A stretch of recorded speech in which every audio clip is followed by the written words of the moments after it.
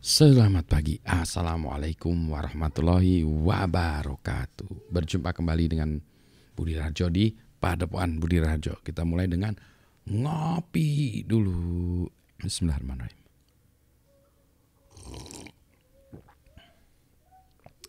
Sedap kopinya nyes gitu. Ini kopi dari Java Gunung Halu. Wah, sedap asik. Baik, kita mau ngomongin, wah ini ngomong filosofikal lagi ya. Kita ngomong soal manusia Indonesia. Aduh, ada buku bagus ya tentang manusia Indonesia dari Mohtar Lubis. Sayang bukunya tuh ketelingsut di mana itu, jadi saya belum bisa baca lagi itu ya. Nanti saya harus cari lagi ya, membaca bukunya itu. Saya order waktu itu bukunya online supaya saya bisa tahu tentang manusia Indonesia.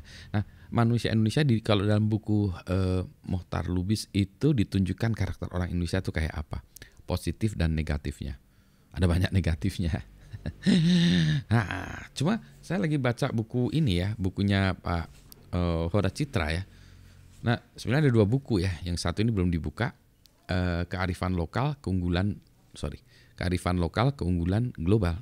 Nah, tapi saya baru baca buku yang ininya ya, Be Global. Nah ini kalau tadi di buku yang satunya itu nanti katanya ceritanya tentang bagaimana kita mau global tapi kita punya kearifan lokal.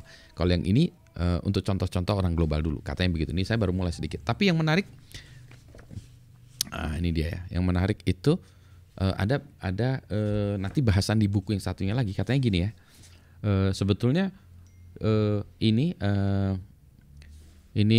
tim ini Pak Hora, Bu Juliana, Bu Hana ini mengidentifikasi bahwa sebetulnya Indonesia itu punya 7 kearifan lokal.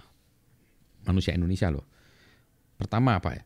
Religiusitas. Ya, jadi orang Indonesia tuh religius ya. Wah, ini satu hal yang menarik ya, karena ya nanti kita bahas ya lebih detail satu persatu ya. Tapi itu ya, religius ya. 2, guyup. Orang itu kita guyup. Ternyata ya manusia Indonesia itu guyup. 3, kita keberagaman, diverse. 4, kepemimpinan fasilitatif. 5, komunikasi tersirat. Tersirat berarti implisit ya. Nomor 6, nerimo. Orang Indonesia itu nerimo. Nomor 7, generalis and technical or functional excellence. Nah, 7-nya ini dimilikin. Jadi itu mungkin nanti yang dibahas lebih jauh ya, dipertanyakan atau harus yang kita geber gitu ya. Jadi gitu. Anyway, yang ini pada prinsip, jadi ini tuh buku manusia Indonesia yang Mohtar Lubis itu, kalau dalam ini ya bayangan saya itu opini saya itu dia tuh lebih banyak menunjukkan sifat negatif orang Indonesia. Yang mana orang Indonesia juga harus sadar ya, kita juga harus terima juga kalau kita memang negatif, dibilang negatif ya harus terima. Ya harus nerimo. Kamu tuh gini, kamu gitu ya gitu. Ya itu harus nerimo ya. Kayaknya bagusnya dibahas terpisah buku Mohtar Lubis itu ya. Harus nerimo. Nah, kalau yang ini aspek 7-nya ini yang positif ya. Religius, guyup, keberagaman, kepemimpinan fasilitatif, komunikasi tersirat, nerimo, dan tadi ya excellence ya, generalis and technical excellence. Ini yang menurut saya positif ya. Jadi kalau vibe-nya positif, asik juga ya. Nah, menurut Anda orang Indonesia itu kayak apa ya karakternya? Ini juga ternyata susah juga ya. Ada satu lagi buku yang sedang saya baca, lupa nih ya. Buku yang saya baca nih. Ini buku saya baca tuh gara-gara gini. Jadi ada satu perusahaan global ya, kalau mau saya sebut perusahaan asing tapi perusahaan global ya, karena dia base-nya di luar negeri, dia punya kantor di Indonesia, pengembangan ya, development-nya di Indonesia, isinya orang-orang Indonesia. Nah, ternyata ada cultural clash. Iya sih, ternyata cultural clash itu masalah komunikasi tadi ya, budaya dan lain sebagainya, sehingga kalau kita dalam perusahaan tuh agak susah ya ininya. Ini saya pakai jaket malah panas. Buka dulu ya. Aduh ya, bentar ya, buka dulu ya. Jadi itu juga ya. Nah sekarang saya menjadi orang Barat. Kalau orang Indonesia itu harus rapi. Kalau orang Barat kaosan, t-shirt. Ya ini saya jadi t-shirt kembali. Hari ngopi teh sambil ngopi.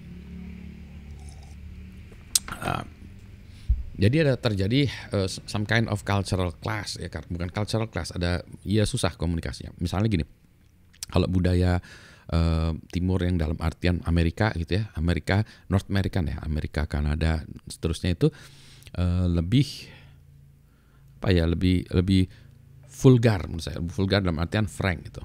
Jadi kalau cerita ini jelasin gini terus ngerti nggak?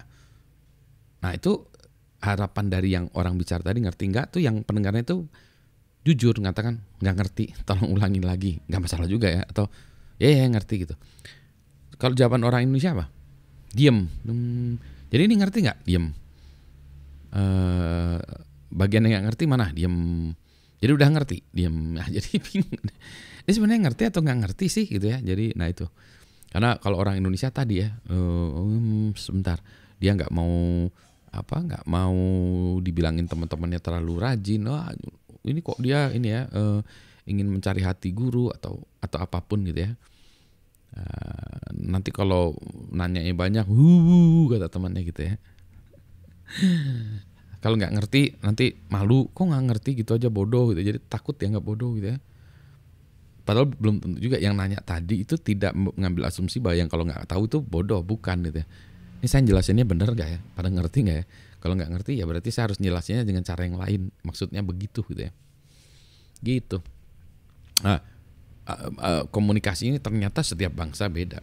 Ada yang implisit, ada yang eksplisit antara budaya Amerika, Prancis, Israel, Indonesia ya, Melayu itu. Itu juga beda-beda ternyata. Kalau nanti kesannya misalnya tadi ya nggak tahu itu dianggap bodoh, wah nggak tahu dianggap bodoh, takut gitu ya, terus jadi nggak selesai. Sementara yang tadi kalau dianggap ngerti nggak, dia aja, dia saya anggap ngerti aja lah gitu ya. Ternyata asumsinya salah, project berantakan. Nah ini juga ya tentang manusia Indonesia. Yang susah itu ya, ini kan secara umum ya, tentu saja ada anomali-anomali.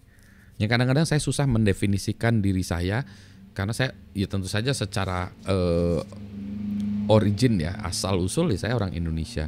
Tapi memang kalau secara budaya saya sudah banyak dipermak dengan budaya Barat ya, khususnya North American. Jadi saya lebih cenderung tadi ya straightforward ya, straightforward. Terus tidak masalah kalau saya bilang nggak apa-apa, ini harus gini-gini. Oh iya benar juga ya. I don't mind. Makanya budayanya beda-beda ya. Bukan berarti yang satu lebih bagus dengan yang lain, bukan.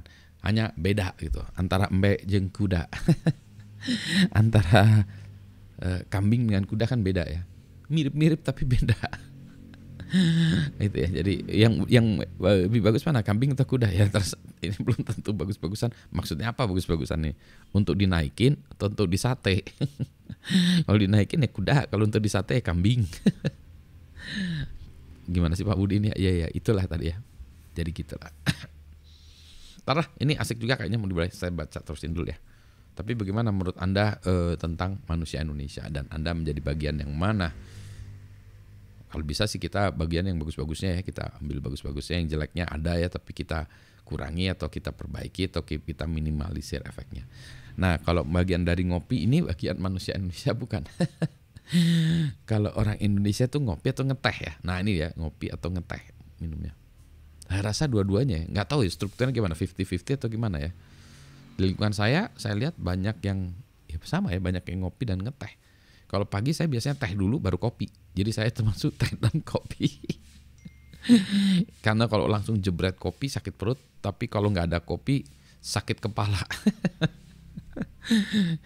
Kumaha ini Pak Budi teh gitu ya. Jadi yang penting kan sehat ya. Selamat pagi semuanya. Assalamualaikum, sehat-sehat semuanya ya.